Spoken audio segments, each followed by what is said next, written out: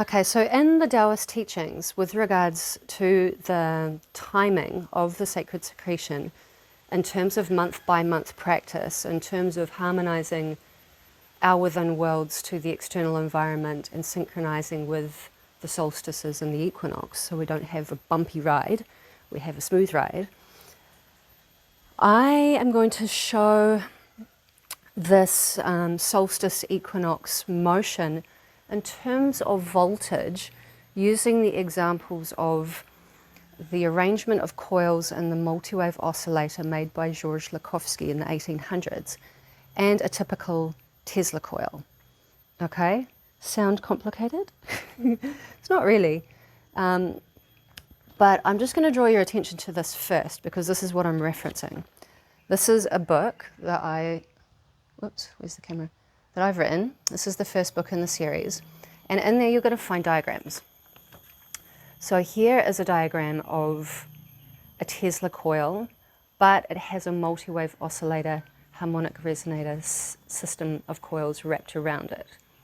And when you look into the description of how Tesla coils work, they're basically bringing power in from the mains that goes through a transformer, and it goes into what is called a primary circuit. And then that primary circuit, as it loops and amplifies power within it, it then sort of discharges energy as sparks or boosts of energy, and that charges up the secondary coil, which is seen here. So what I'm really using this as a metaphor for is like the human spine and the brain as we raise the sacred secretion up through the cerebral spinal fluid inside of these external rings, which we can actually call the 12 meridians of the body. So I'm basically differentiating, just as concepts, so we can really start to explore what we're doing in terms of electromagnetic energy and voltage within our system. Because if we charge ourselves up too much and our system can't handle that overcharge, what do you think is going to happen? Really, really can be dangerous practice if we're not doing things in a gentle way. So, in this diagram, this is basically showing the top sine wave movement, showing peaks and drops of voltage or energy, maximums and minimums held within a circuit. And then the second one, the below one, is the secondary coil. So we've got the primary on top, the secondary at the bottom. The primary would be the 12 meridians, and the secondary coil would be the cerebral spinal fluid, which relates back to the extra meridians of the Dumai and the Renmai. So you can see here in this diagram that there are points of discharge from the primary into the secondary, where the energy flows from one to the other, and there's points of discharge going back in the other direction. So discharge, discharge. Circuits are discharging into each other, looping that energy around, re-amplifying it and discharging. So let's illustrate this again. I'm going to draw these. Actually, I'm going to draw this multi-wave oscillator in terms of how we can relate this directly to the meridians of the body as energy circuits. 1, 2, 3, 4, 5, and then 6. So all of the yin meridians of the body are actually closer to what I'm going to call the core, the spine, where the ren and the du live, the spinal cord. So all of the yin meridians live on the inside. And you can see that there's these circuits, they're open. Like this bracelet I'm wearing here. You know how a lot of people wear those copper bracelets? Well, the man that designed this machine, George LAKOFSKY, he was actually putting those copper bracelets around clients of his, and they were all reporting that they were healing from arthritis and all sorts of health conditions. So this is showing that, you know, this open circuit, instead of it being completely closed, it's actually a little bit open, and that's how the energy can discharge itself across that gap.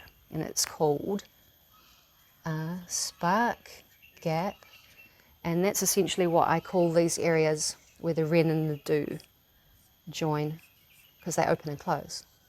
Spark gaps in the mouth and the tailbone. So anyway, continuing on, so we've done 6 yin meridians. Now we're going to do 6 yang meridians. And you'll notice that there's always open to close and close to open.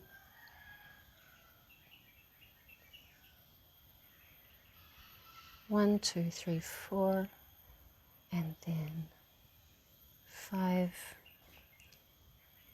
and then 6. And these are called harmonic resonators.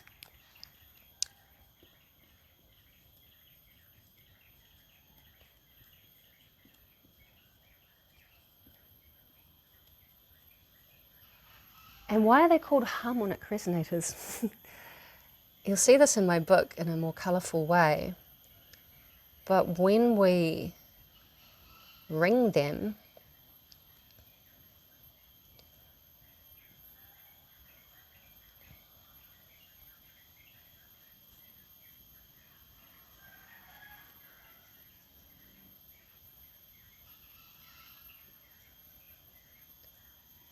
they are arranged in the chromatic scale. So when you ring them, it sounds like these musical notes, right? Very, very interesting. If you want to learn more about that, have a look in my first book, The Alchemical Laboratory. So this whole system, in terms of what we're going to be plugging into this solstice and equinox journey for maximizing our voltage moving through our circuitry system, so we can make sure that we don't overcharge our system, so we don't blow our nerves, go crazy, go schizophrenic. Whatever you do when you raise up Kundalini energy too fast, it can be very, you know, problematic. So this is really, this whole 12 meridian system. This is the meridians of the body. So this most external one up the top, we call the top ones the hand, where the openings are, and the bottom one's the foot. And that means that's the small intestine, that's the urinary bladder, and that's the sanjiao, and then that's the gallbladder. And then that is the large intestine, and that one is the stomach. This one turns into a yin organ, which is the lung. And then this one is the spleen. And then this one is the heart. This one is the kidney. This one is the liver, and that's the pericardium. So that's the 12 meridian system, which I'm calling the primary circuit in a Tesla coil. So to really follow along, have a look at my books. I'm just doing the overview here because it's really interesting. When we go back to the little diagram in this book, this is the primary circuit dropping energy into what I'm calling this, the secondary circuit. So basically the pathway of the do and the pathway of the ren, and this is the cerebral spinal fluid in both directions. That happens naturally, whether or not you do the microcosmic orbit or not. And so what this diagram is showing is that along this midline, we've got energy going above the midline and below. And then on this midline, it's actually going in an opposing direction.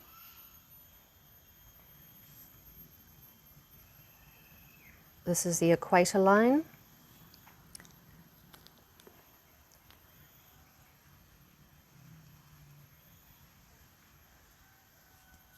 just using different colours so we can see what we're doing. And remember that Jesus fish, the birth of the sine wave. So this, even though it's drawn, you know, as that, we can also draw it as that. So there's the sine waves. And what are these waves, if we're thinking in terms of energy circuitry? This is a container containing voltage, waveforms from bigger to smaller, so from small to big to small, from small to big to small, from small to big to small, yeah? Same in this one.